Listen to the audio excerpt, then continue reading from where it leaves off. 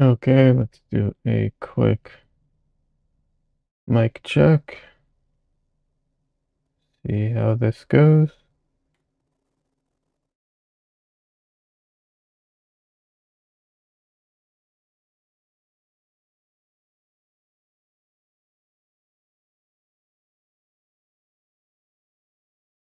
Okay, sounds all right.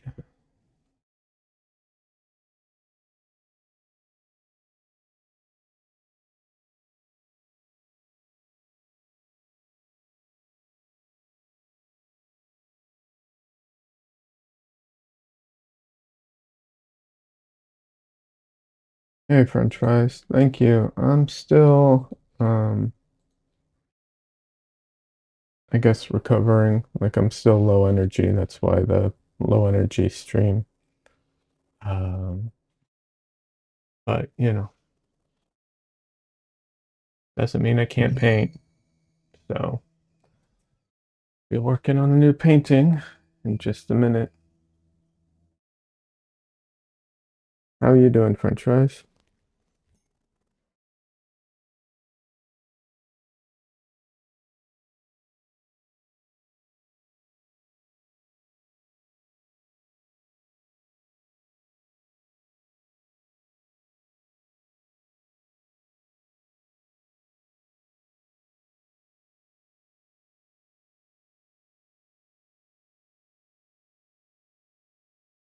Doing well, enjoying your weekend. That's good.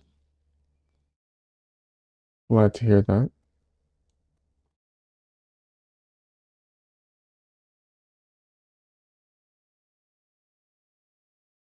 Hold on a second. Let me just get my camera in place. Forgot I needed to get my face cam in place. Got the other camera set up, but my face cam is not in the right place. All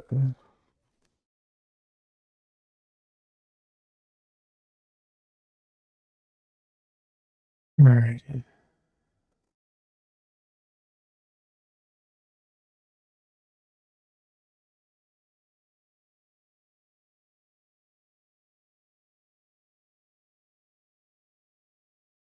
There we go.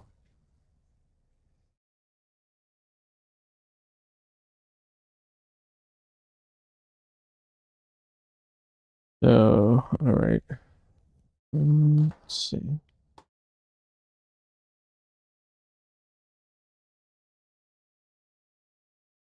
Yeah. All right. Need to clean off my palette a little, and then I can get started. Oh, actually, I need to also put out some more magenta. It's going to be a magenta heavy painting today.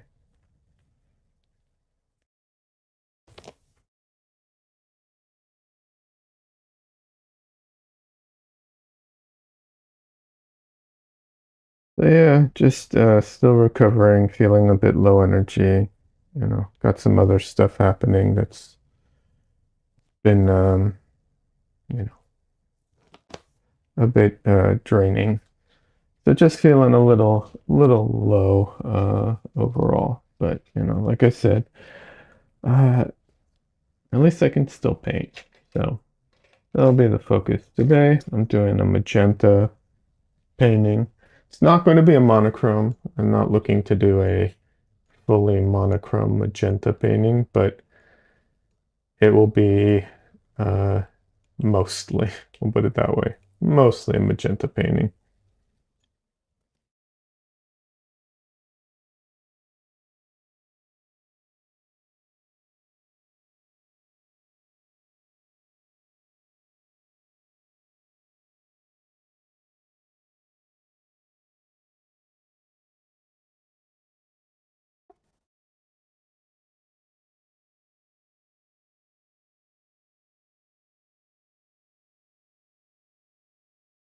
So yeah, just gonna clean up my palette a bit. I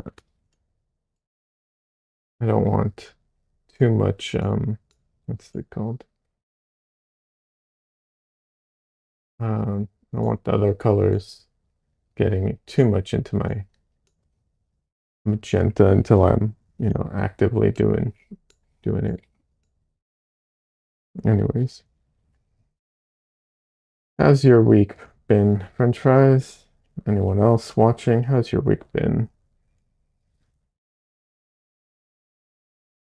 I um I did I did try uh I knew it wouldn't work, but I tried anyways. I did try applying to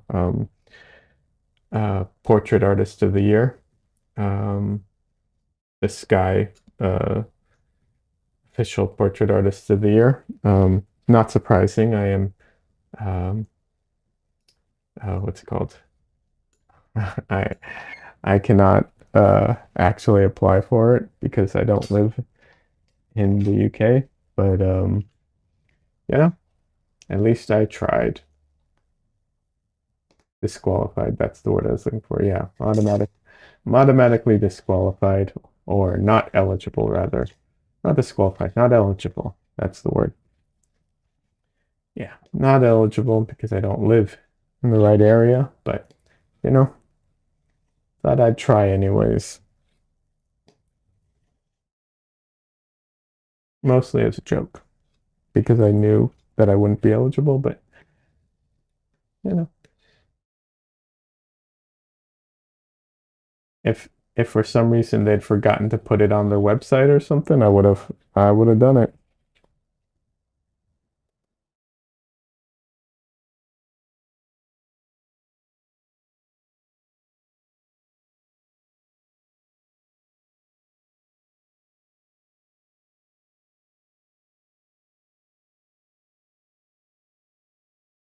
French fries says pretty well. I tried out some new recipes this week. Nice.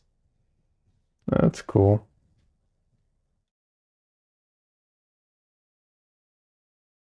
I've been getting into more and more into cooking in the last couple of years. So that's awesome.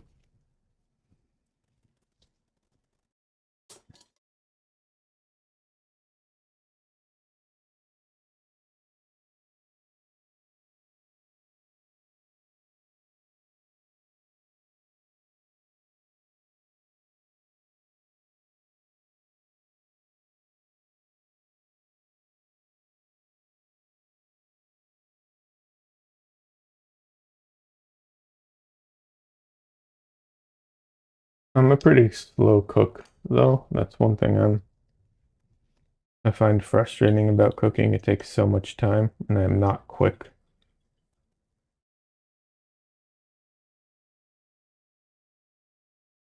Like some people are good at moving. I mean, obviously some things just take a certain amount of time, but the prep work and some people can cook multiple things at the same time and so on. I'm not very good at all that. I'm very slow.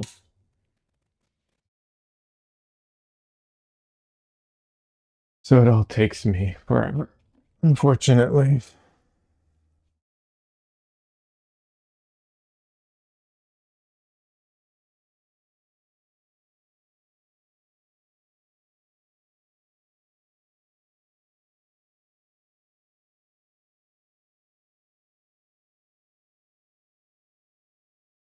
Same, I'm really bad at timing. My main dish will get cold by the time that the sides are done. What's my favorite thing to cook? I don't know what my favorite thing to cook is. Um, one of my go-to is like Asian inspired type of stuff, like things that are like fried rice, tofu, noodles, all the things like around that because it's easy, or it's straightforward or some, I don't know. Like I find it pretty easy. Other stuff is recently I've gotten into making pizza because I found some recipes where I make everything. So vegan, it's all vegan and it's all made from scratch. So it tastes really good. But yeah.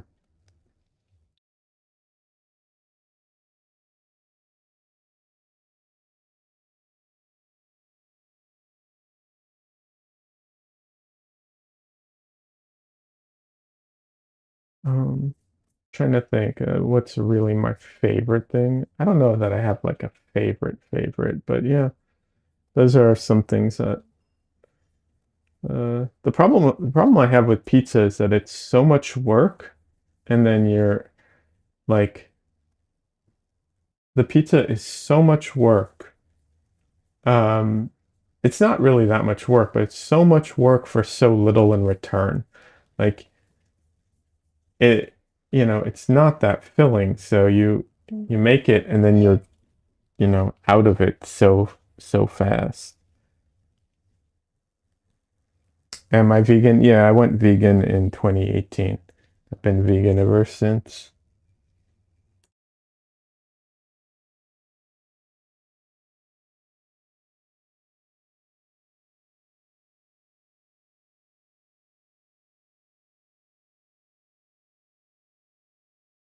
I never thought I'd be able to go vegan. Not, I was never interested in it either because I was such a big meat eater.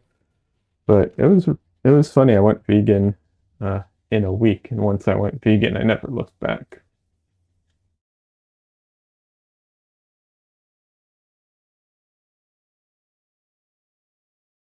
It definitely does have some disadvantages, and no doubt about that. Mostly just the social stuff. Like the food stuff really, doesn't matter to me at all. It's more like it's inconvenient and oh shit, I did not mean to do that. Oh well, that was a mistake. Yeah, it's more just inconvenient than anything else. And like the social stuff, like, think not everything is, you know, vegan friendly. Um, so it makes things a little more difficult sometimes, which is unfortunate.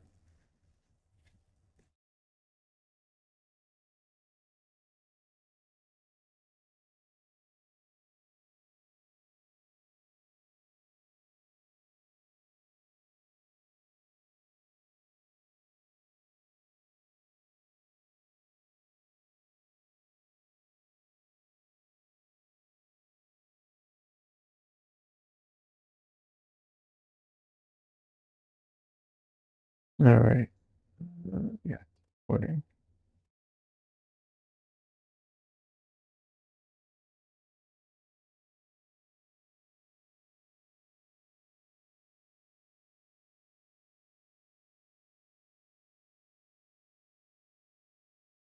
My creative disorder, welcome. How you doing?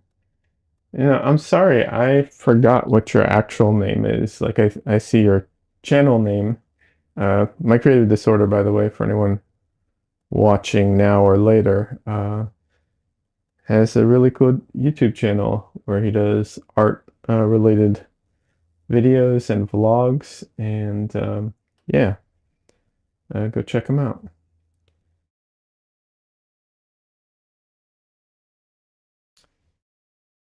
Uh, Wait, am I getting you mixed up with someone? I don't post. Are those all your paintings in the slideshow? Yeah, they are. Wait, am I getting you mixed up with someone? I am dyslexic and really bad sometimes with names. No, no, yeah, yeah. No, I'm not getting you mixed up. You're the one who does those the mustache drawings and all that stuff. Yeah, nice stuff. Y- Oh, you don't post your name. I see. Your name is Irvins, but it's pretty hard to spell. Got it. Um, there you go. Link to your channel, because you can't post links in the chat. But yeah. Anyways, yeah, the slideshow. Those are all my paintings.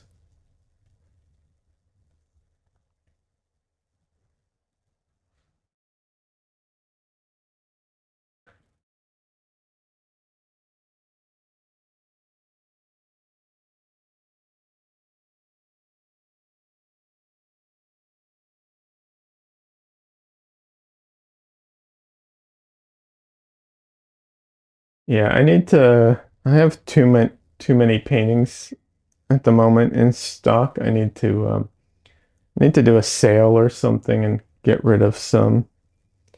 I'm looking at I'm trying to find some local art fairs or something. I don't know because I have too many paintings. You can see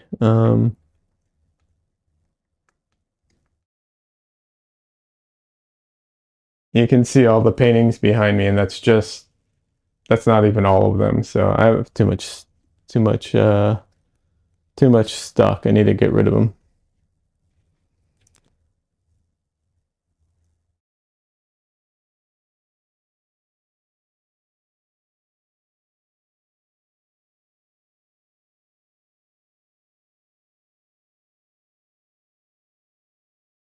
Yeah, I've been sick all week, so I haven't been posting. So I am, I'm back to painting, and hopefully next week or this week I'll get some videos up. That's the goal. But I do apologize if I'm a little low energy today. I'm just trying to get some stuff done.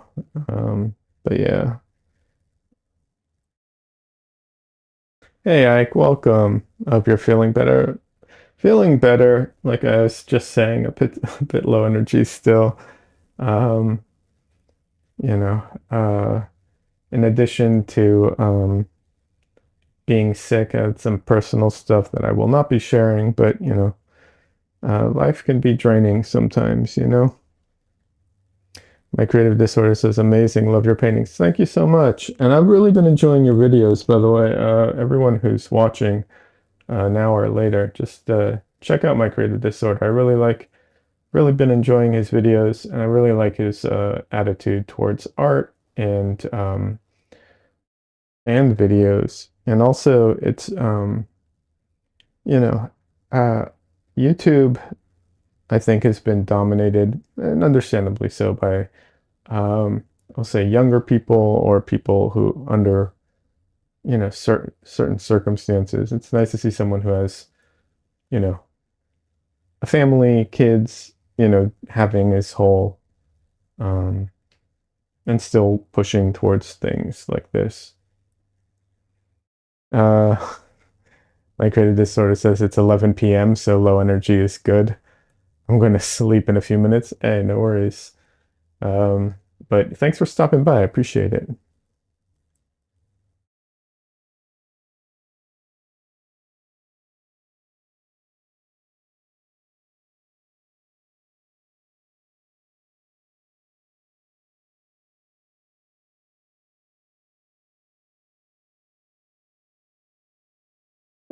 My creative disorder says, thank you. I've done YouTube for 7 years in native language, and it's a bust. I mean, that's rough. But you never know what's going to succeed and when and why.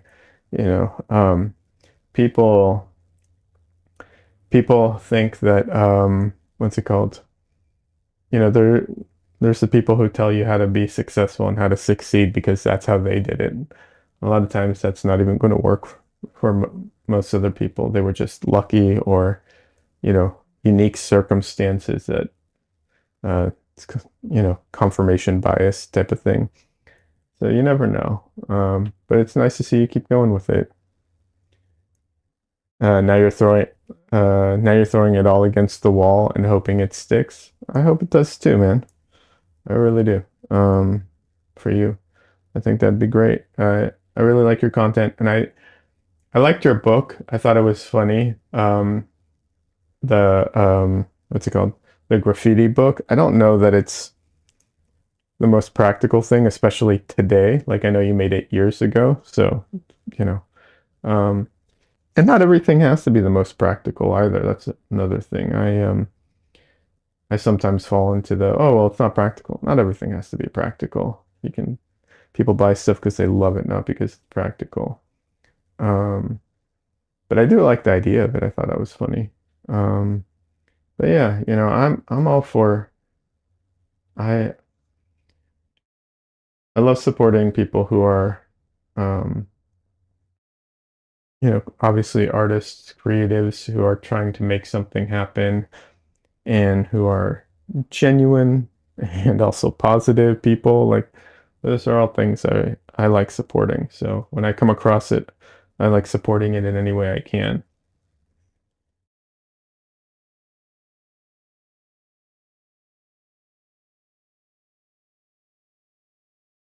So yeah. So hopefully everything works out for you and stuff. I'm rooting for you.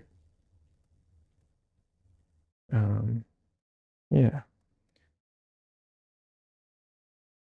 So today's painting for anyone who just came in is, I say magenta. It's not really magenta, but it's going to be a magenta heavy painting.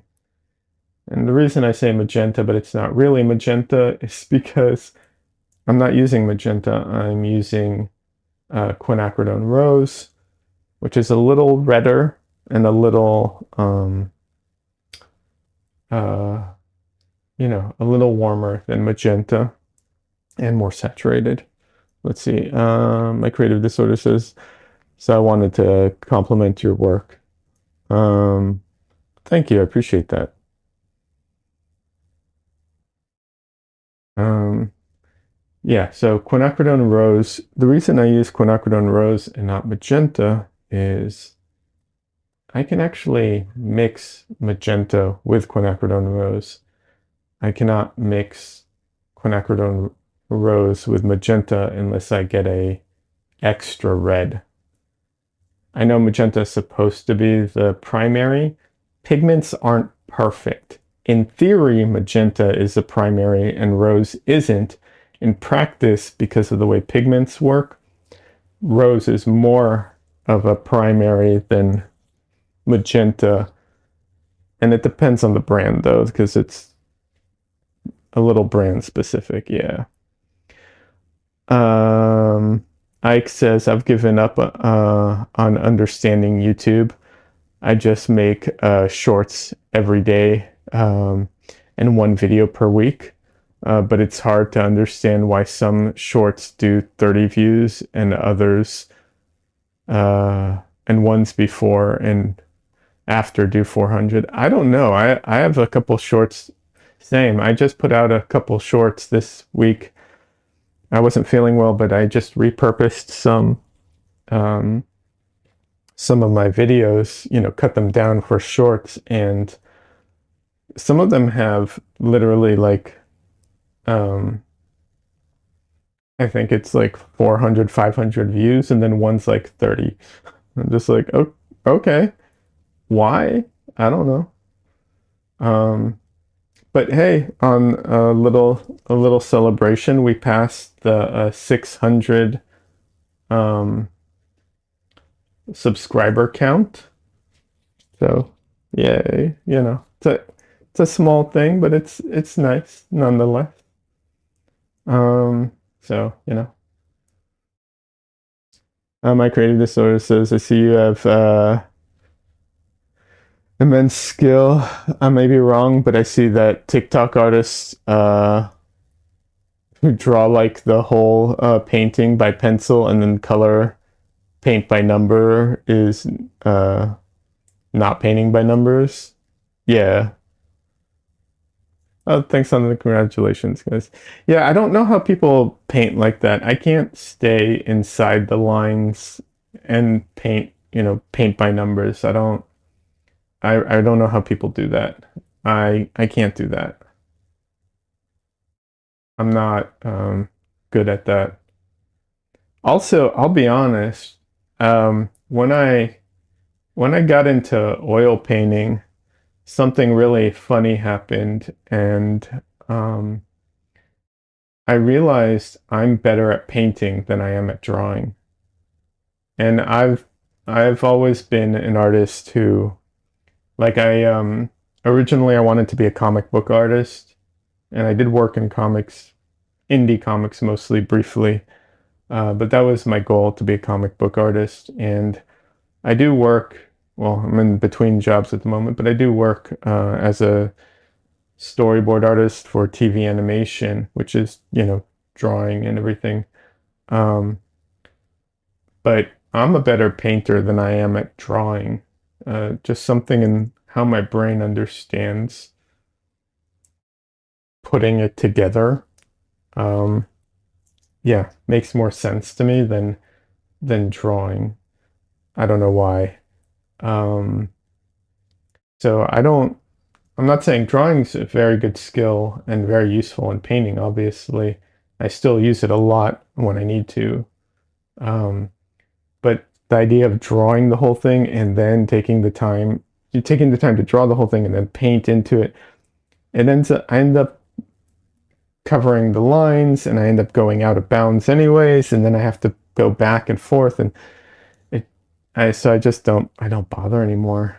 Um, I probably would uh do that like if I, when I next time I do a very complicated um or elaborate, painting, I'll probably draw it out first just to make sure I get everything into the right place. But yeah. Let's see. My creative disorder says commit to oh, he's talking to Ike to commit to long form. Let the audience know you and your art. Yeah. Uh, my creative disorder says, oh my God, I wanted to be a comic artist too, but my comics never went big in my country. Yeah, I get that. I tried to get into the industry here because I'm in America. I'm in Austin, Texas, but I used to live in LA.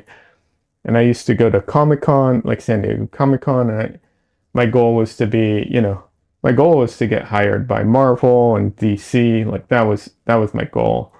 Um, and I never really got hired by them directly.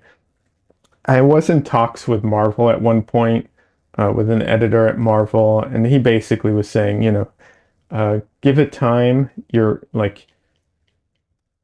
very. He was basically saying, I'm paraphrasing here, but it's basically saying like, you have a lot of promise. You just need to give it some more time. Work on some indie books, and eventually we'll get you into Marvel. The problem was, um, comics don't pay a lot. LA is super expensive, and indie comics pay even less. And I ran into a lot of financial issues trying to get into comics. But um, like I said, once I started getting into oil painting, like 7 years ago, I think it is. It took a while until I got to the place where I was able to make because I did digital. I was all digital. I did digital paintings too. Something clicked with oils specifically. Like there was a moment where something just kind of clicked, and I was just like, oh, there's something about this that feels right, and also that I honestly think better at than I am at drawing, than I am at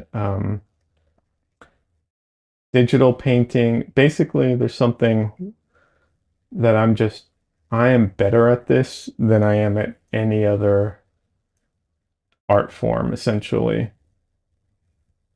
Maybe that's delusional, but that's what it feels like. That's how um, the results look to me, at least. And yeah, like I said, it's very weird because I've been drawing my whole life, but just something about it.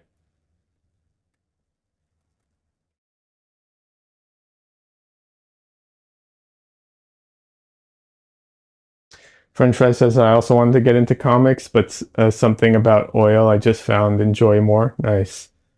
Ike says, I feel that way about pencils and pen. That's great. I think everyone will find something. My creative disorder says you should sell the beginner guide into oil painting. Your stuff stands out. Oh, thank you so much. I'll see what I can do. Um, yeah. French fry says, I really suck at digital painting. How do you feel about digital? I used to do digital a lot. In fact, I still probably have some. Yeah, I think trying to remember. I still have pieces on my website of my digital painting. Um, Digital painting now I struggle with. Years ago, I was good with it. I can still do it. It just um, now it just feels super clunky, honestly. That's the problem I run into with digital painting now. Compared to like using a brush and stuff, digital feels super clunky to me. Um, but yeah, digital. The thing about digital too is that there's so many varieties or so many different ways that you can paint digitally, right? Like I've done the more comic book style, like coloring type of thing, or I've done, the digital oil painting. Um, so it just kind of depends. Yeah. Hey, Des, welcome. Des says depends on the tablet, the program, the brushes, etc. I did digital solely for a few years, like it, but doing oils recently. And then you get accused of AI. That too. My creative disorder says I can't do digital, only pen and paper, and go digital maybe afterwards. Yeah, I get that. Like I said, I went all digital at one point, and I still work digitally a lot because like when I work for jobs, it's all digital, right? So I'm very comfortable with digital, but it's still the best tablet, the best program still feels clunky to me compared to oils. Um, there's just a nuance that you can get with real tools that digital cannot do. Digital has a ton of advantages, though. I'm not going to like sit here and say that there's no advantages to digital. Of course not. Digital has a ton of advantages over traditional. They just don't make up for it, in my opinion. Des, French fries asked Des how's she doing. Des said doing well. Des is a friend of the channel and moderator, but yeah, Des has been around for quite a while with the channel and uh, has transitioned mostly, not all, but mostly into oil paints in that time, which has been amazing to watch.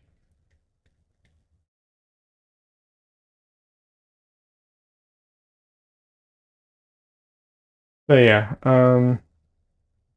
so yeah, I don't have anything against digital. I will say, what there's something very special about holding an original in your hand versus a print, and digital has no original. Um, I'm sorry, there just is. I know in a way that's an exclusionary thing because not everybody can, own an original. There's only so many originals to go around and so on. But as the artist who created it, when I hold my original in my hand, it feels so much different and better than when I hold a print of my digital work. You know, just something about it.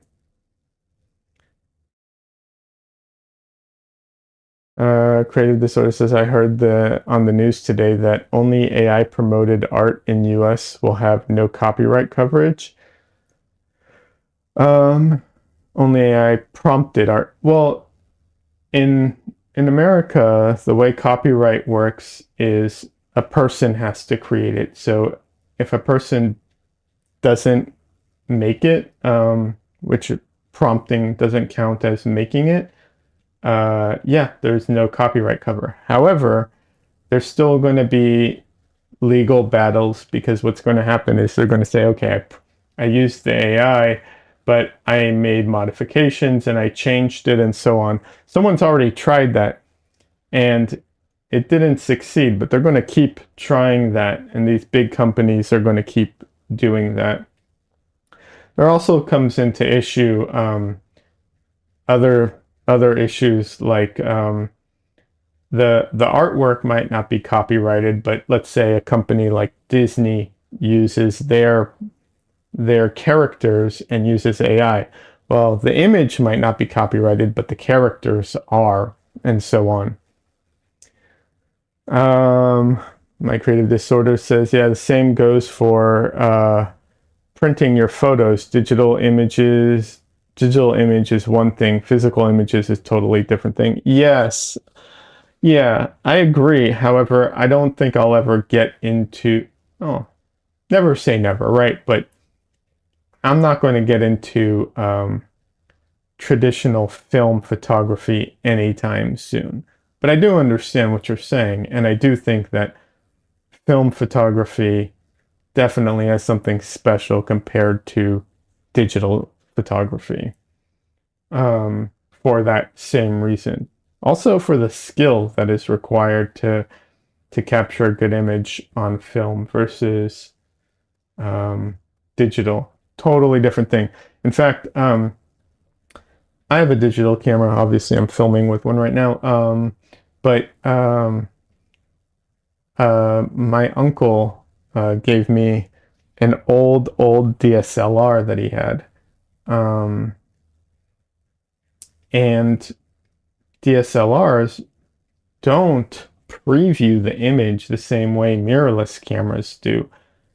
And it's surprisingly difficult to take photos on it because of that. As someone who's used to a cell phone and used to my mirrorless camera, um, yeah, even using a DSLR, which obviously is digital, I still found difficult because it doesn't preview the same way that a mirrorless camera or your cell phone does.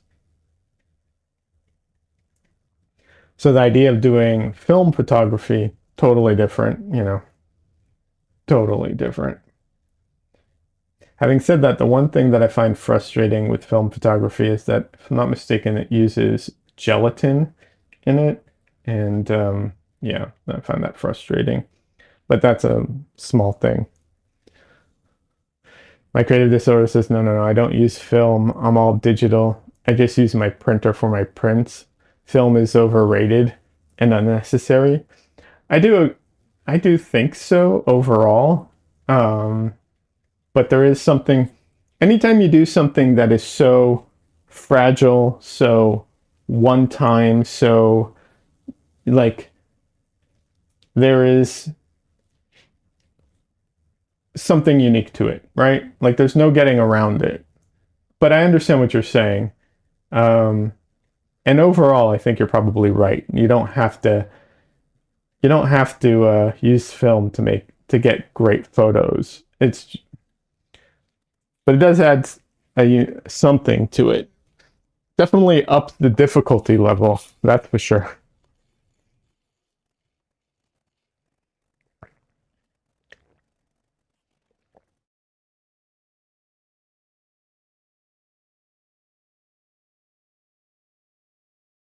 If you want to see a fun, crazy video, um, uh, there's an artist, Jeremy Mann. He doesn't do a lot of YouTube-y stuff, but he does have a couple videos, and he does have one. I think it's called "Behind the Dark Room" or "In the Dark Room," something like that.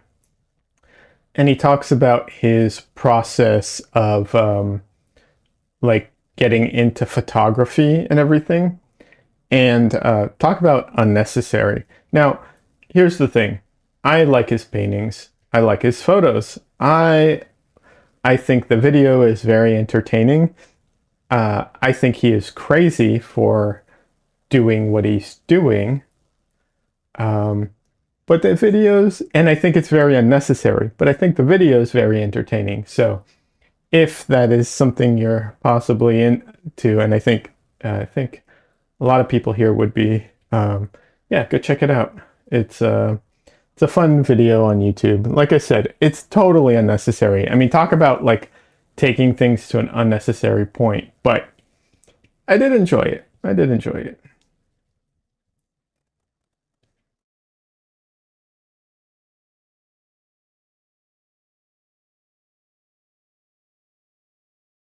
So the reason for doing a mostly uh, rose painting today is because the idea of this week, and we'll see how it goes, but the idea of the next videos, at least we'll put it that way, not week, but we'll say the next couple of videos. The idea is to talk about my limited palette, which is a modified CMYK palette. So cyan, magenta, yellow, and black, plus titanium white, because it is a because you need to add titanium white into an oil paint palette, or you need a white in an oil painting palette. And then it's modified because there are no real CMYK. Well, there aren't perfect pigments that perfectly align with CMYK. So you have to modify them, and you have to pick and choose. And so mine's a little different. So I did do the yellow painting. Now I'm doing the magenta painting, and the next one is going to be the cyan painting. And then, I don't know if I'll do a black and white one or a black one, because, everyone knows that, but we'll see. Let's see. My creative disorder says, yeah, I use cheap manual lenses, and that's the closest to real photography. I've done hundreds of rolls. I've even left many undeveloped behind just as digital cams came available. I get that. So I'm using a Sony ZV-E10. I bought it a couple years ago. That's the camera that's filming up here above me. That's filming what you're seeing. Not my face. And I bought the kit lens on it, and the kit lens isn't very good. It's okay. I'm filming on the kit lens right now. It works. However, let's see. Just realized I forgot to do something. Oh well. However, when I took photos of my work, it was always a little blurry or a little out of focus. So I bought a cheap manual lens. Um, it's cheap because it's manual, but it is a lot sharper than this lens. So every time I take photos of my artwork, I take the camera off of the thing. I have to switch out the lenses, do my photos, and then put it all back in place.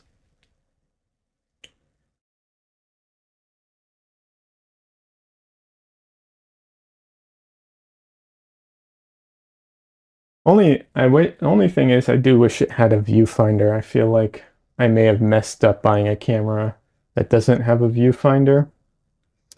But, for in here, when I'm photographing things and when I'm filming, viewfinder is definitely not necessary. But after using that cheap DSL, not cheap, it used to be expensive. Now it's worth almost nothing. My uncle, like I said, my uncle gave me a DSLR. It used to be like a real expensive camera, but it's like 15 years old. No, 11 years old, I think. Um, yeah, it's not worth a lot now. Like you can find it used for very, very cheap. But it's still very sweet of him to to do that for me. I'm not trying to take away from it. To be clear, I just uh, but I'm saying that one has a viewfinder, and I really prefer using the viewfinder for a lot of things when taking photos.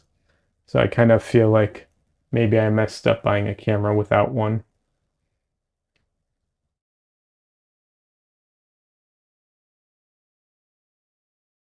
Now, if I got into photography or if I were buying a camera, I'd probably end up buying a used one, um, because I know a bit more about cameras and stuff. But when I bought my camera, I just waited for a sale and then got it on sale a couple years ago.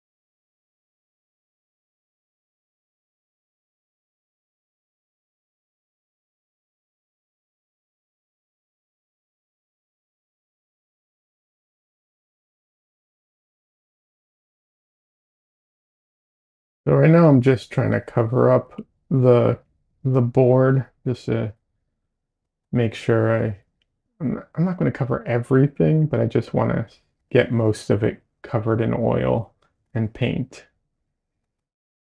And so I have something to work with. Hey Madoti, welcome. How you doing?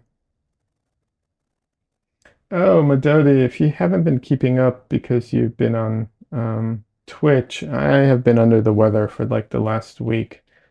Um, and also been dealing with some other stuff. So that's why I haven't been streaming. I forgot. I haven't made any like I made an announcement on YouTube, but I haven't posted on Twitch about it. I don't know if there's even a place on Twitch to post about something like that. How's it going? I'm great. That's fine. Uh, yeah. I'm on the mend. Like I said, a bit low energy, so it's all right. Not every stream has to be high energy, craziness. I can still paint, so I'm working on the magenta painting for my CMYK, um, uh, what's it called? Uh, Series, I guess. Yeah, I'm just trying to show off my palette because I use a CMYK palette. My creative disorder says my daughter asked um, what was it that you put on the board before you started painting? Oil. I put some walnut oil. So this board it's a plastic board. It's an ABS, and when I buy it, it's a very shiny surface, and I sand it to give it some texture. But it has a very weird uh, texture to it. It feels to the hand very, very smooth, but it really grabs the brush and all the paint that I put down in the beginning. If I saturate it, then it becomes very slippery and maybe a little too slippery for some people, but for me, I like it. So by putting down oil in the beginning, it it um, it saturates all that texture and helps the paint go down smoother, making it just easier to paint. So I can put the paint down. I didn't put enough of it, or I scrubbed too much of it off, so it was still a little grabby. But yeah, that's now when painting with oil, you have to be careful when doing stuff like that because um, if you add too much oil in the beginning, it can cause problems.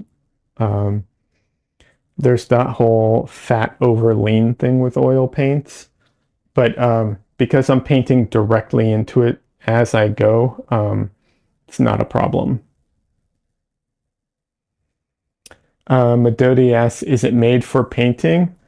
No, it's the board is not made for painting. I literally just buy a plastic, like it's just a huge plastic panel and use that. The thing is, ABS is uh, what's the word I'm looking for? Very inert. It'll be around for a very long time. Um, it is not affected by the elements much. It is affected by the elements, especially sunlight. But so is oil paint, right? So all the things it's way more durable than the paint that goes on it. And oil paint, the way oil paint binds to surfaces is it binds mechanically. So all those little textured bumps that it's like grabbing onto, the paint hardens into those little grooves and holds on to it. That's how oil paint binds to a surface. So as long as it has good texture and it can hold on to it, it should not be a problem. Um, it's one of those things where it's like there's a few artists I know who have been doing this, who have been using ABS for like I think 10-ish years and have never had a problem with it. And of course, we know ABS will be around for a long time because it's been used for a long time. And we, the some of the issues, the possible concerns that some people have brought up is plasticizers, but I looked into it, and ABS shouldn't actually have any plasticizers in it. So yeah, and it's cost effective, and it requires less preparation than anything else that isn't pre-prepared. So I need to cut it to size and then I sand it. And that's all the preparation that I do. Everything else you have to cut to size, sand it, or prime it. Sometimes double prime it, triple prime it. Yeah. So yeah, that's why I'm using it, especially for this series where I'm what's it called? I'm trying to do quick paintings, so I can do quick paintings and videos, and of course, you know, selling them for an affordable price based off of that idea. So yeah.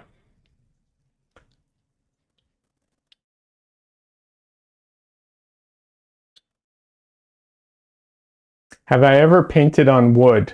Directly on wood? No. On wood surface that had primer on it? Yes. A lot of the boards that I bought in the past were wood. I still have a bunch. I have, like for instance, what is this? I'll still paint on these. These are Da Vinci dual-sided gessoed panels. I've also painted on ampersand. Basically, I've painted on a bunch of panels, but they're always primed. Anything I've painted on has always been primed. I've tried, except for a couple times I tried unprimed paper. I hated it. Absolutely too dry. Yeah. All right, now let's mess up the painting a bit.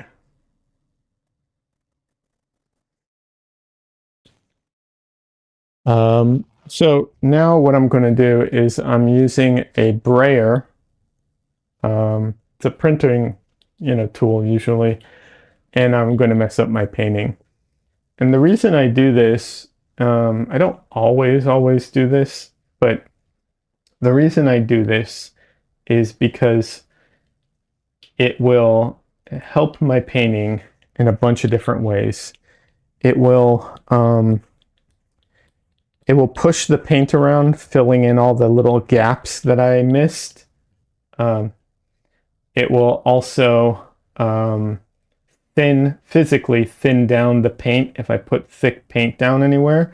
It's really hard to paint into thick paint, like over it, as I refine things.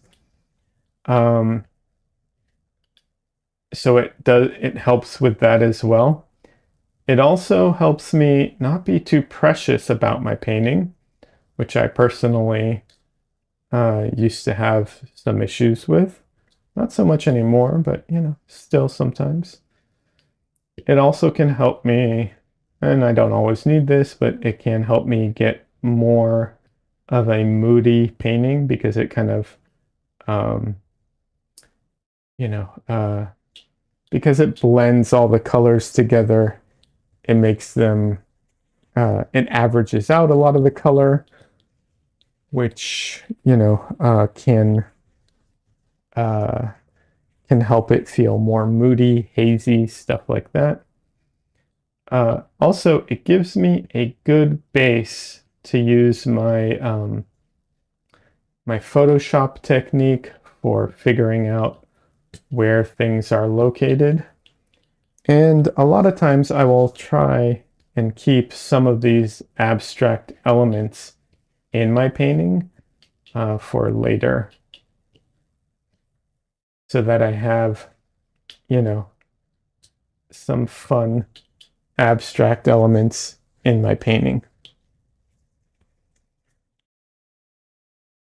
I will say on the screen, it looks, on my screen at least, it looks a little oversaturated. Let me see if I do have a color grade filter on it. If I turn that off, I think that's better. It's a little less saturated. I think that's closer to reality here. Yeah. So what I mean by my Photoshop technique, what I'm going to do now is I'm going to take a photo of this with my cell phone and I'm going to overlay my original, sorry, not my original, my reference and my painting so that I can compare the two. It's very much like projecting or using a, what's it called? The grid method, only I can do it more throughout the painting. And I don't know, personally, I find it to be a uh, better system for me at least. My creative disorder says I have to go. Bye. Hey, no worries. Have a good night, man. And look forward to watching the latest video that you just put out. I didn't get a chance to see it, but I'm looking forward to it. Will I, Medoti asks, will I add detail to her face? Absolutely.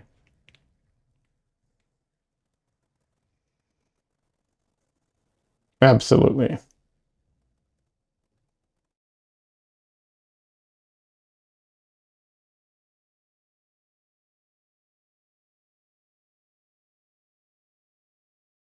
So I'm going to step off camera for a second while I do this on my computer.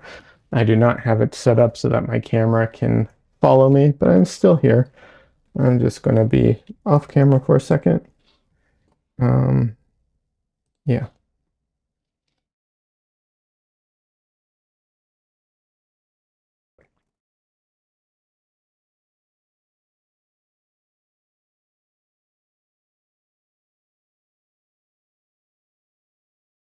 Alrighty.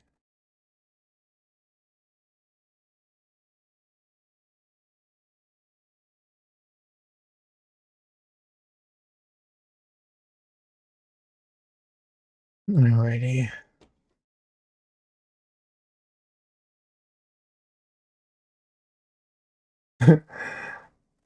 Okay, Medodi, no worries.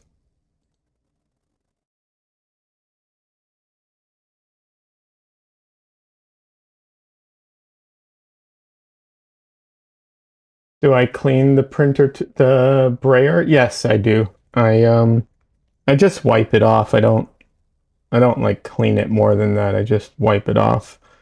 Um, it gets stained a little bit, but I'll be honest, I don't know if it's a problem. Maybe in like a couple of years I'll realize that it's a bit of a problem. Um, but at the moment it hasn't been a problem. What is the material it's made of? So you can get it in different materials.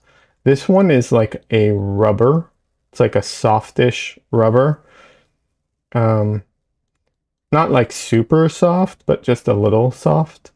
Um, you can also get it as a hard plastic, which I have. I have one like that, although I prefer the softer one most of the time.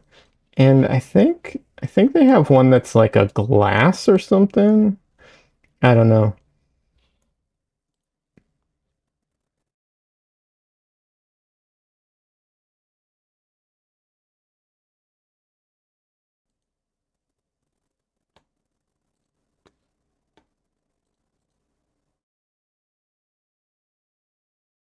Hmm. What is the Photoshop method? Oh, sure. Happy to talk about it. I can't really share it at the moment, not because I'm like keeping the secret. It's more just the technical side of sharing my screen and some of the issues I would have with that. But basically, what I do is I crop my reference to the same proportions as my canvas, which I think is so important, super super important. And then what I do is hold on a second. My brain is buffering here. Give me just a second, and I'll go over it. And I can share some of it in Discord later. Yeah. Okay. There we go. Okay. So, so my canvas is, you know, my board and my reference photo are the same proportions. And what I do is I take a photo of my painting and I put it into Photoshop. You don't have to use Photoshop. Other programs can do this too. I pay for Photoshop for numerous reasons. That's a whole other thing. Anyways, so I put it into Photoshop. Not an Adobe fan, by the way. Wish there was an alternative that would work. Just putting that out there. Yeah. So put it into Photoshop, and then I overlay my painting and my photo reference on top of each other. Some people do it just by like turning their layer into 50%, which totally works. What I do is I actually run a filter called glowing edges. Some programs call it finding edge or edge liner, or I don't know. There's all kinds of names for it. It just makes like neon colors where the edges of things are, roughly. And I overlay that on top of my photo of my painting. So then I can see where everything goes, and I can see, where did I maybe make a mistake, where things, need to be adjusted and so on. It's not perfect. There's distortion that happens, and I distort it in Photoshop, but there's still lens distortion, and it's not perfect. But it's, it helps me get things closer. Could I do it by measuring everything and doing it that way? Yes. Which is actually quicker? I don't know. I'm not the best at measuring, and I sometimes, I don't know. I don't like it that much. So this is the tool that I tend to use. Anyways. Mediodi asks about Clip Studio Paint. I don't know if they have that filter in it. Clip Studio Paint is a great program. They also moved to a what's it called? Subscription model. I'm not a fan of the subscription model. It's a good program. I would totally use it if I was doing a comic book. I think it would probably be the best program for a comic book. Like I said, I have Photoshop because I also do photo retouching freelance sometimes. And it's an industry standard program, so that too.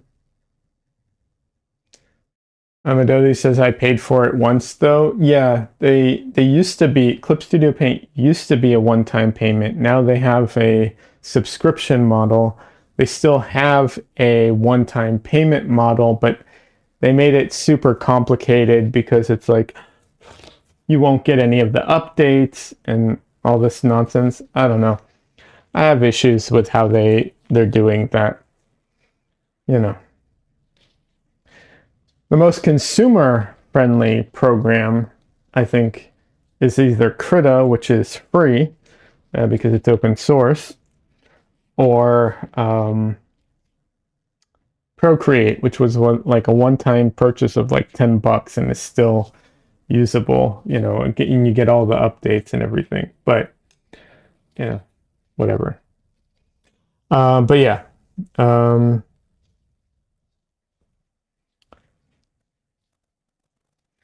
so yeah, that's the Photoshop method that I use. It's very similar to using like the grid method or a projector or something similar. That's really all it is. It's just a way of helping you find where you know, where things need to go without, well, it's not that without measuring, it's just a different way of doing it. I still need to look at what is over there and then what's on my board and make sure everything's in the right place and so on. But yeah. Vanessa says, "Hey, long time no see. Hope you're feeling better." Hey, Vanessa. Yeah, I'm on the mend. Still not 100%, but you know, I'm working towards it. Um, yeah, how are you doing?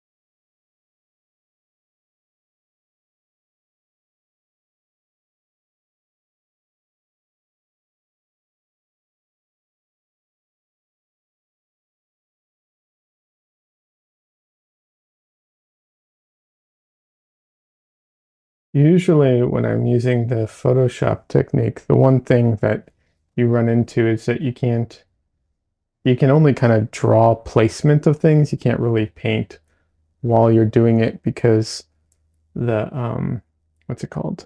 You can't really see the photo reference that much. You basically are looking at like a line version of it, so you can see placement, but that's about it. Um, so it kind of breaks up the painting process into, you know, like sections where it's like, okay, right now I'm working on the placement of everything, and then later I'll be working on the getting the colors and the values right and so on. Midori says I gotta go. See ya. All right. Have a good weekend and see you around. Thanks for stopping by. Appreciate it. And this is doing well. Haven't seen uh, the weekend, but it's fine. Oh, sorry to hear that. Yeah. Well, hopefully you get uh, some rest at some point and get to enjoy some time off, doing whatever it is you want to do on your time off. Because not everybody likes to relax. Some people like to do a lot of stuff and be very active. So whatever it is you want to do, I hope you get time to do it.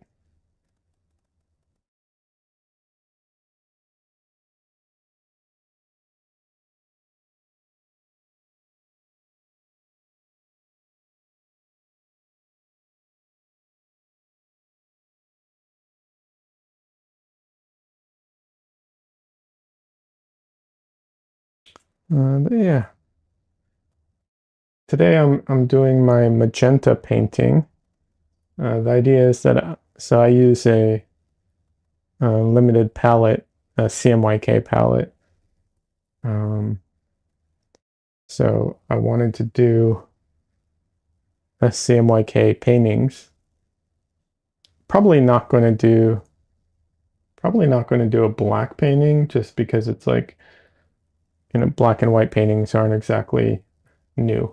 But we'll see, maybe. But yeah, I'm doing a CMY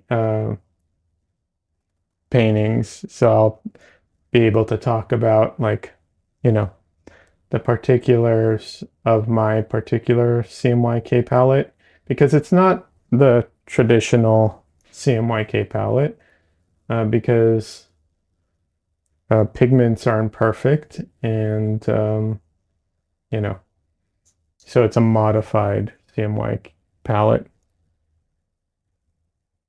Vanessa says, yes, I'll paint as I hang out with you. Nice.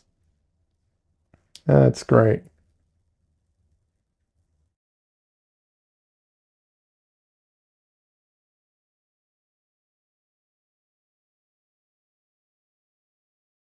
Really, really like the use of magenta here.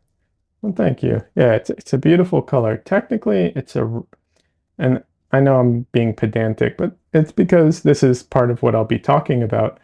It's technically a rose color, and how could you even tell through the screen? Like, it's probably, all the processing and each color brand does things differently. It's impossible to know this stuff. But the reason I mention it is because that is exactly what I'll be talking about. The fact that technically it's not even magenta, it's a rose color. And the reason is because um, I can actually mix magenta with my rose, but I can't mix rose with my magenta, which shouldn't be the case because it's supposed to be magenta is supposed to be the primary. The pigments are not perfect. So yeah. Um, Vanessa says, and your palette is like a cross breed with RGB, RBY and CMY. Yeah, it kind of is. Um, because these pigments are imperfect. Using magenta isn't actually the primary. It's supposed to be. And cyan, same thing goes for cyan. Now, maybe if you use it in a certain way, like there are ways where it can be, but it's generally speaking, it's not.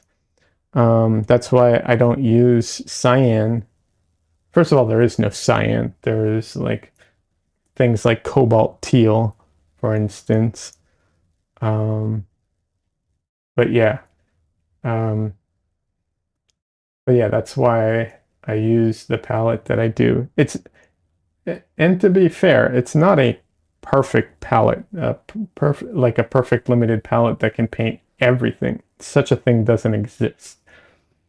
It is a very, it is a very broad palette that can paint most things until you hit the extremes. As long as you're like not hitting the very extremes, it can paint most things, and it's a palette that can do almost everything.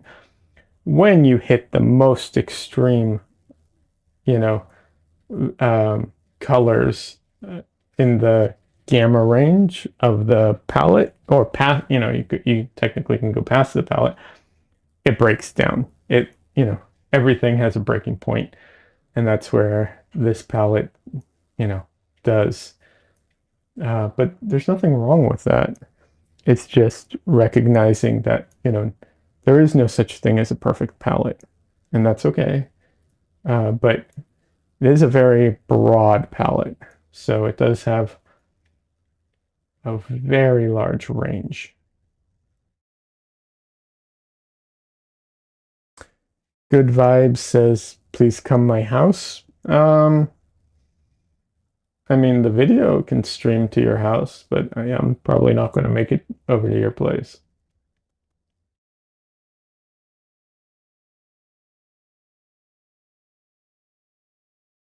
Vanessa says, for three pigments, it has indeed. Yeah, it does have a broad range for three pigments. Absolutely.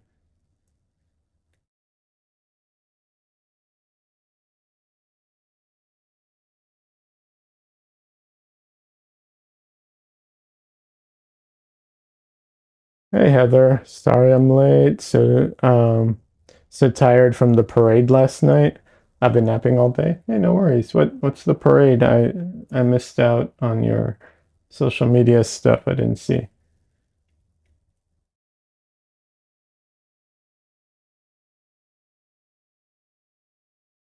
But yeah, for literally like most palettes that people share, like this palette with only three, only three, well, technically five pigments because I count black and white as pigments because they are. I count them as colors, so five. But almost every palette has white on it, and a lot of people don't even count it. Um, but yeah, um, for a palette with only five colors on it, it can do like it can usually outperform most other palettes unless the palette has like very specialized colors or is like a crazy large palette. Now, not to be fair, sometimes those other palettes are way more convenient in the sense of like you don't have to mix your browns, you don't have to mix all your greens, you don't have to. True, true, you don't have to mix everything. Um, you know, that is true. There's definitely something to be said for convenience colors. Absolutely. Heather says, I marched in the Chewbacca Mardi Gras parade with the Royal Saint Ropers. Nice. Street Ropers? I don't know what that royal. Is it Street Ropers? I'm not sure. Good Vibes says nice colors. Thank you. Appreciate it.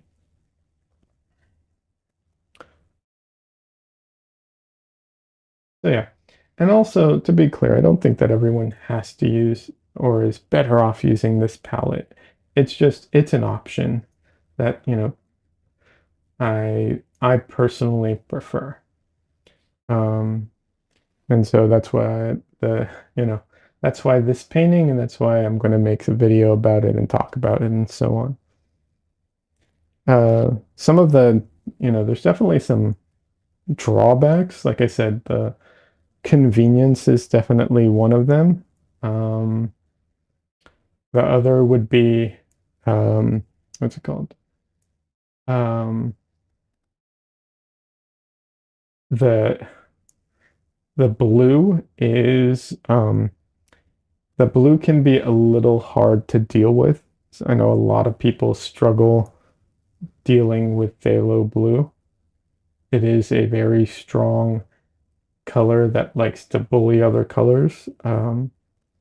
It can definitely be, difficult to work with. Um, so I get that. Um, Also, the world is um, surprisingly gray and brown. Like our world has a lot of grays and browns in it, and this palette doesn't have any of it. So you have to mix all of those, which can be, a lot to deal with. I get that too. So yeah, it's not perfect. Um, and the yellow, because of the yellow I'm using, is not a cheap color. It's actually the most expensive color in the palette. Um, but otherwise, it's actually a pretty economical palette. Vanessa says, yes, because of you, I tried it on my palette, Phthalo Blue. A bully is the right term. Yeah. Yeah. I will say this though. If you have, if you use all the colors I have on my palette, it mitigates that bulliness a little bit, not 100%, but it does mitigate it. Because all of the colors I'm using are very strong, and so um, they they have a little bit more of it. They stand up to phthalo blue a little bit more. Not, you know, not perfect, it's still a strong color. It's still definitely a bully of a color, but they're a little more capable than a lot of other colors are. Heather says our group dressed like Mr. Rogers from Three's Company, and we passed out beads and stickers to people. Nice. And Vanessa, I'm sorry that it was a bully of a color and was a problem. You really do use the smallest amount of it when using it. So you have to get used to like barely dipping your brush into it, which makes it very economical, to be fair. Yeah, yeah. Um, but the advantage of that color for anyone who's like, well, why would you use a color that's so hard to work with? Um, there is another blue I want to try that I haven't tried, which I'll get to at some point. Oh, one second. Vanessa says, I've been able to manage it quite well. I I bulk it up with a homemade paste medium, and I'm glad I did. Nice. Nice. Yeah, I what's it called? Um, there's a blue I want to try. I'm trying to remember the name of I think it might be, oh, I can't remember if it's Prussian blue that I want to try. There's another blue that's similar to phthalo, but it obviously it looks a little different, that I really want to try, but I can't remember what it's called right now. Anyways, regardless, phthalo blue can make those like turquoise blues, and cyan looking blues that like ultramarine blue is not capable of making. But it's also close enough to the or versatile enough that if you mix it with like magenta or rose, it will make really beautiful uh, purples and what I always get violets. That's it, purples and violets. Now, will it make as beautiful purples and violets as a redder blue? No. We can't. Obviously, if you have a blue that's more already leans more towards that, it'll do a better job. But for what it is, it's very versatile.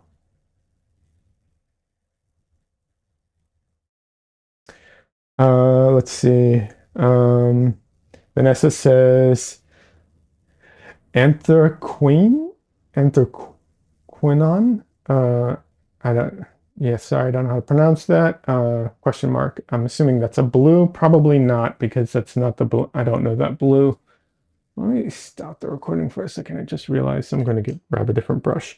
Prussian is awesome, but dries crazy fast. If it dries crazy fast, I don't want it on my palette. I hate paint that dries crazy fast. I get so frustrated. In fact, I used to have earth tones on my palette. Like I used to have, uh, what was it? Um, uh, Burnt umber, I think it was. And I got so upset because the burnt umber would always dry between painting sessions. Um, even the pile on my palette, when I would put it in an airtight container and everything, it would still dry on my palette. Um, yeah, I lost my mind over that. And then I was just like, okay, it's gone. I don't need it. I'm not using it, even though it's a fantastic color for painting. Yeah.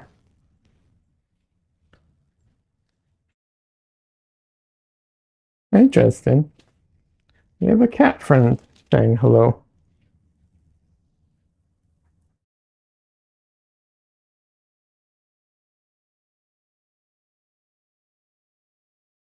Oh, baby boy.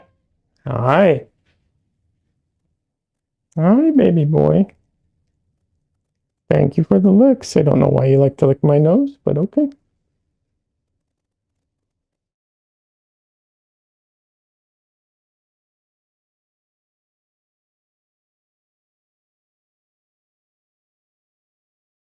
This, for those who don't know, is Dresden. He's named after Harry Dresden, the wizard from the Dresden Files.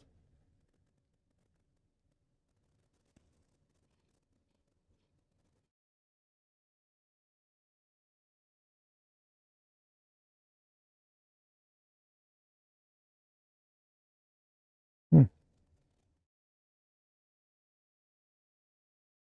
He's one of the reasons I paint with gloves on. So if I need clean hands right away, I've got them. I have two other cats and a dog, too, for the record. So he's not the only reason, but yes.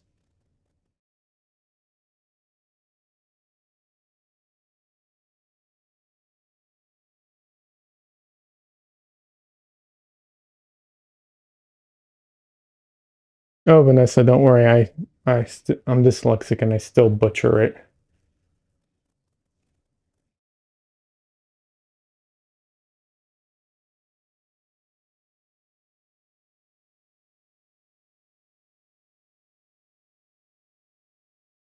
It's funny. So we got him and we named him Dresden after the wizard Harry Dresden.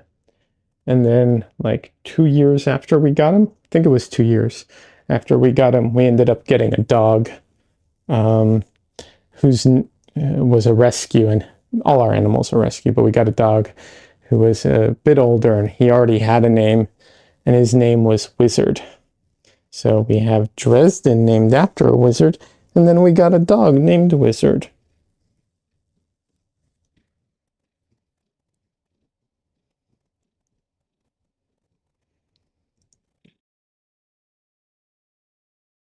Where are you going, little boy?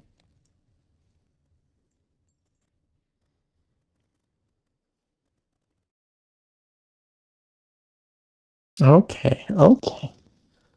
I'll put you down, little boy. I'll put you down. Thanks for saying hello to everybody. Yeah,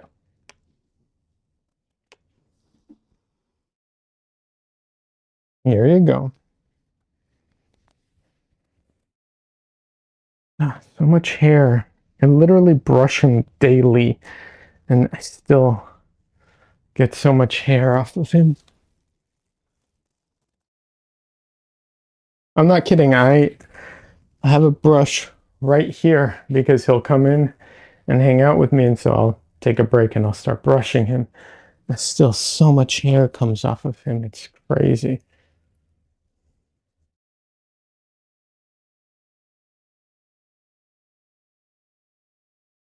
The antenna is sitting on your lap, Heather. Nice.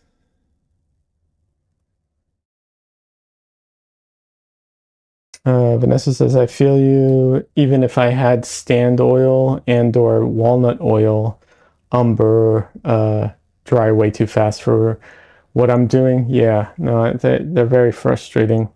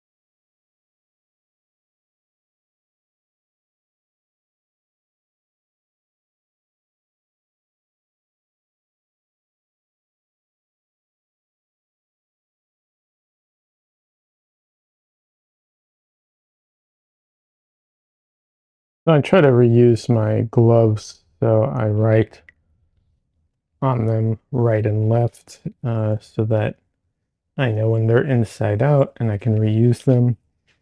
As much as you can. They are disposable gloves, but I reuse them quite a bit, relatively speaking.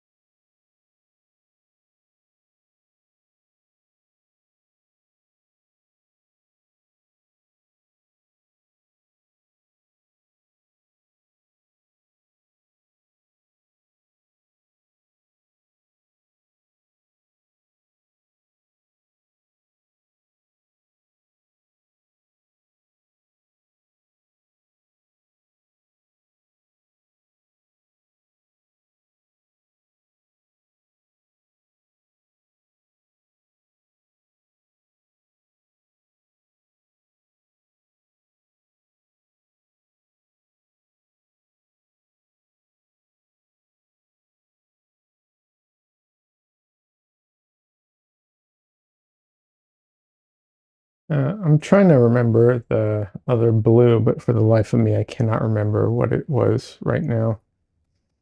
Oh well. Um, there is a content creator who talks about a CMYK squared palette that she has created, um, which is supposed to, have a wider variety because it uses basically it uses like a CMYK palette, uh, but one's a opaque version and one's a translucent or transparent version. And because of that, because of the different properties of the different colors, you end up getting a wider range of possibilities, which is true. It seems to me, after watching her content and her demoing it, it seems a little redundant in my opinion. Uh, to each their own. There's nothing wrong. Like you can do the most bizarre palette in the world, and if that's what works for you, it's what works for you. Nothing wrong with that. However, for me, when I look at it, it seems a little redundant. The extra, the extra three colors that she adds, they do expand the range of the palette, but it it's by so little, or it's only under certain circumstances, and the rest of the time those paints are pointless. Um, to give a little background, I used to have like this palette has come around as a this palette has taken a while to come around. Um, it's not the palette that I had originally. It's developed over time, and at one point I had what is it? I had uh, oh, what's that other red? Cad red light on my palette at one point, and I stopped putting it on my palette because it would dry untouched on my palette. And if you're putting out paint and you're not touching it, there's no point in putting it out. So I stopped putting it on my palette. Now, do I think that Cad red or Cad red light is a bad color? No, not at all. It's super useful. It just it's not always useful to me. Hey Donley. Donley says, hi, been lurking. Welcome. Hope everyone's good. Doing all right. How are you doing, Donley? Um, but yeah. Um, so I stopped putting it on my palette. Now, there are definitely circumstances, and I recently ran into some of them in my videos where using a CAD red light, or maybe if you don't want to use CAD, a different red would have been very helpful. So to me, I feel like having those other colors in reserve waiting for when you need them is way more useful than the like CMY squared palette. Once again, that's just, to each their own. There's no right or wrong here. It's just what works for you and what doesn't.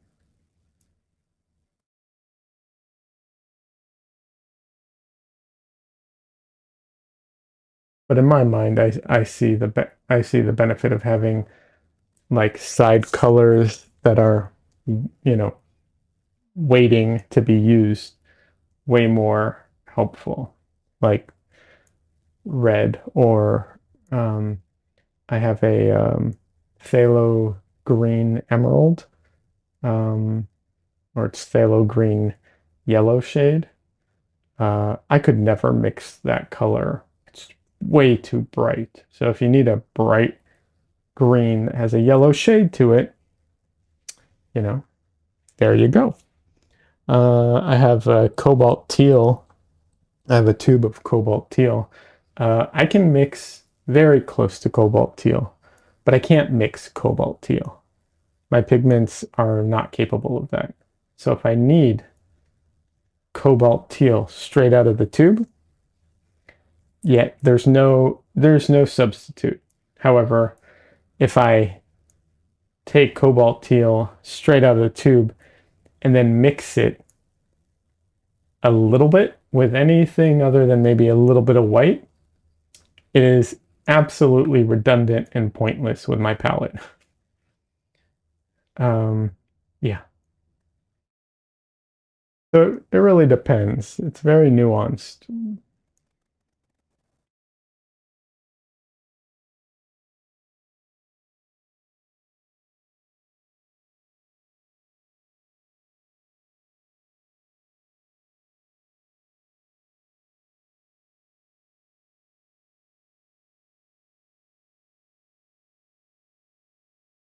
There are some paints that I feel like I'm missing in my reserves. We'll put it that way.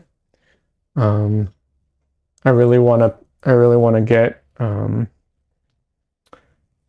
something like dioxazine purple, and I really, I really also want to get like an orange of some sort, and maybe like a deep yellow of some kind. These are things that I feel like are missing from my reserve. Donnelly says, sorry if quiet, juggling a few things at the moment. Please carry on. Yeah, no worries, Donnelly. I'm pretty, probably going to be pretty quiet for the most part myself, or just rambling about some color stuff.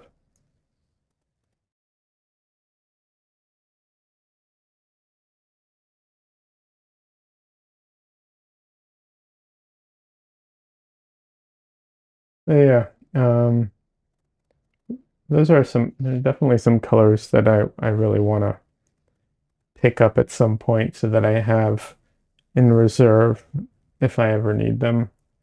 Or not if, but for when I need them.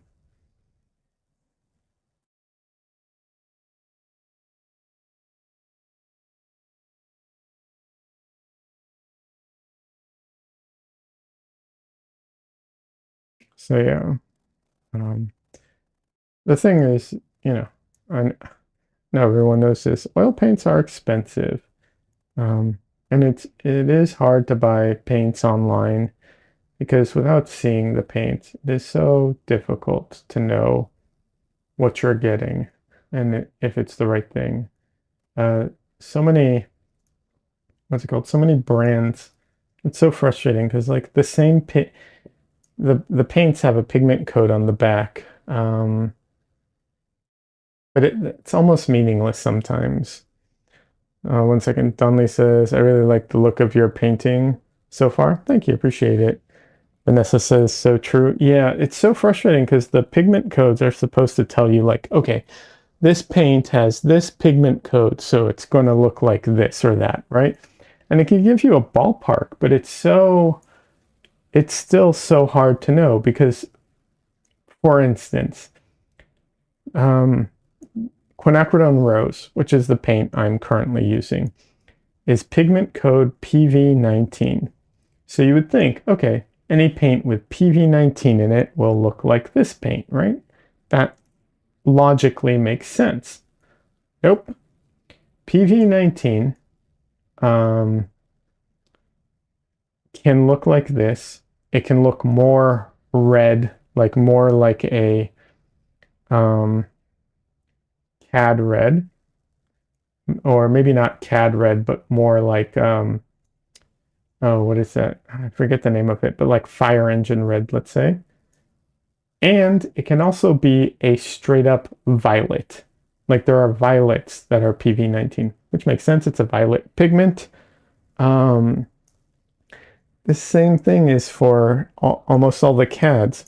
The way cadmiums are made is the color changes depending on how the pigment is heated and processed. So you can buy CAD red, and it can be a very red fire engine red color, or it could be a very orangey red, even more orangey, or it could be a cooler red. How do you know what you're getting until you buy it? You don't, unless you know, buy from that brand all the time. It's so frustrating. So it's very, very hard to buy. I find it very hard to buy paints without seeing them. It very much feels like a gamble when you buy from a brand that you don't know, a color that you've never used before. Um, and what they show online is practically useless. Um, yeah, very difficult. Vanessa says exactly, the picture are not really accurate. No, they're not accurate. I mean, it's so inaccurate that most brands, even if you look at the um, at the bottle or tube that it comes in, tube's more accurate, they'll often have like the color on the outside. Most of the time, you can't even go by that. That's why some brands paint an actual paint swatch on the outside of the tube so that you actually know what you're getting. But yeah, it's so hard to know what you're actually going to be getting. Vanessa says depends on your screen and a lot of things. It does. It depends on your screen, how they processed it, the camera, you know. Yeah, no, it's so inaccurate. Um, and of course, you know, like some of them they'll show like the mass tone and then the different like variations to it depending on how you like, you know, if you what's it called? If you glaze it or if you um you know, if you glaze it or if you mix it with white and so on. But yeah, it's very, very difficult to know what you're getting. It's definitely one of those things that I personally find extremely frustrating. I do wish brands would sell like um, you know, a sample palette of some sort so you could try different colors. Um, I don't know. Like I know that the whole idea is that you buy the paint and try out a full tube and that's how they make a sale, but at the same time, like maybe I'd buy more paint if I had starter, you know, sample if they sold sample palettes. I don't know. Maybe not. My palette is very restricted, but you know, maybe I'd fall in love with a bunch of random colors that I didn't know and be like, you know what? I'll just buy a tube of this so I have it. Who knows?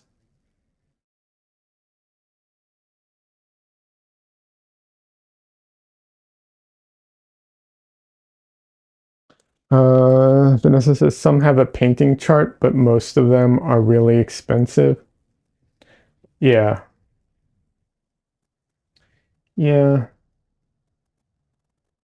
I mean, they all have like a painting chart that you can print, but you mean like one that's already painted. Um, that, Yeah, that makes sense, but I don't know. Maybe I'm weird, but personally, I like for me personally, if I don't know, I feel like I would need to try it. Even having someone else swatch things for me, I don't know how useful that would be for me personally. I'm more tactile, and I need to play with it a bit.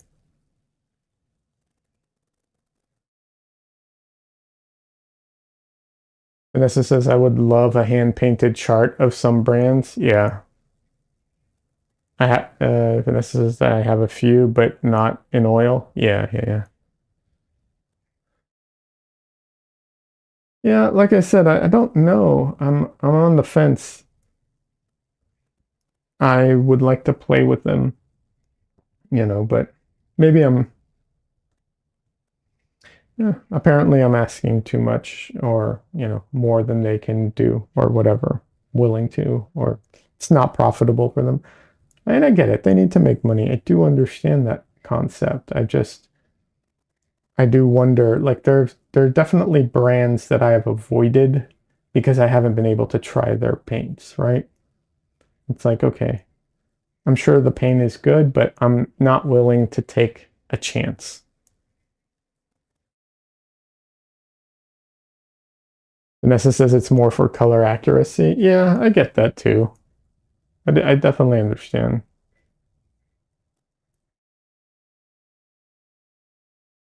I mean, it would help with color accuracy and judging it. That's for sure. Even without trying it, having someone else paint us swatches would be helpful.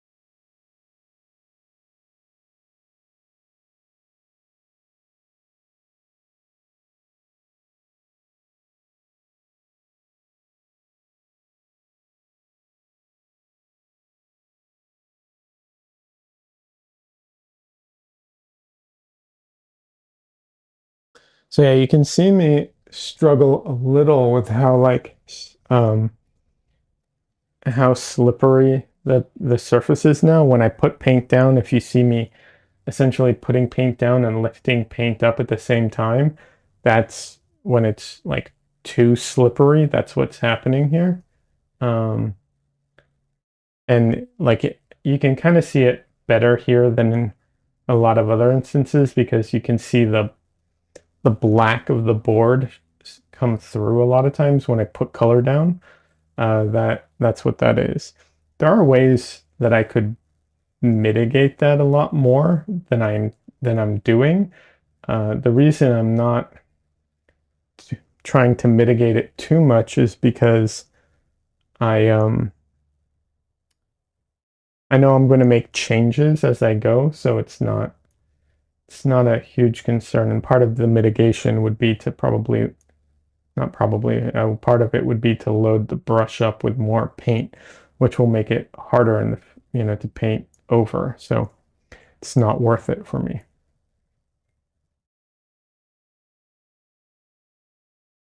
at the moment.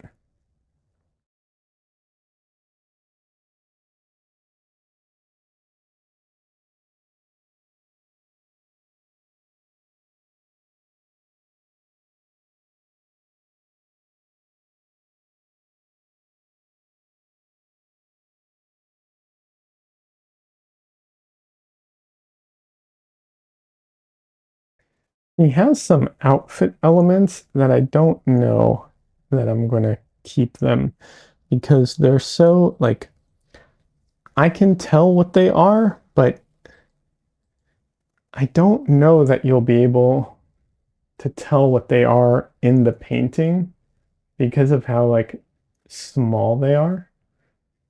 And you know,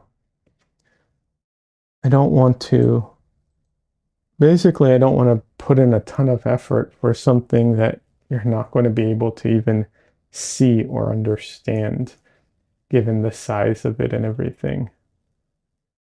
Don't get me wrong, if it can work, it's not like it's impossible to make that work.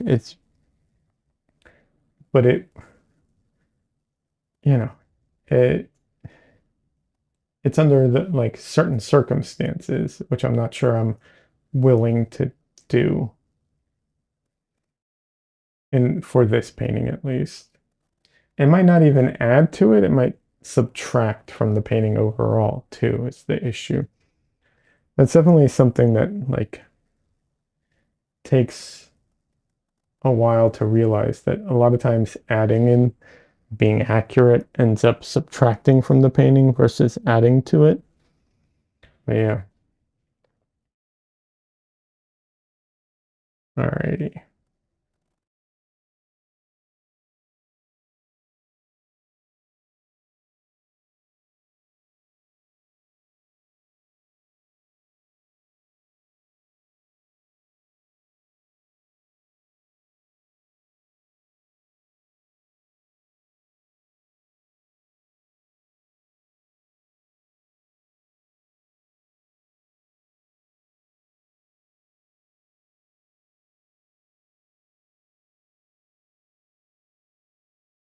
Another thing I have to decide is, do I want to add black to this painting, which will give me access to a bunch of darker colors in certain areas, or do I want to live with the magenta being like the darkest color?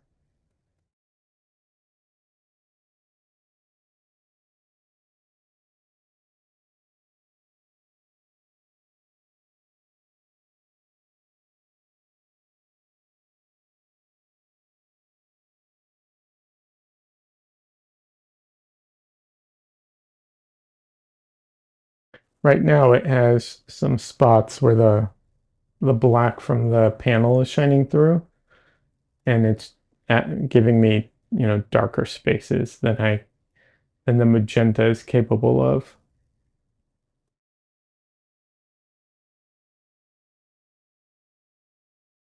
But I also haven't gone as bright as I can. Plus, I will be adding in some yellow highlights for certain spots at some point.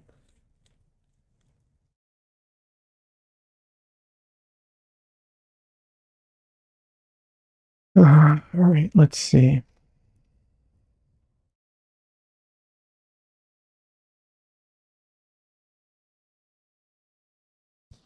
I don't know, I'm almost at the 2 hour mark. Um, hmm.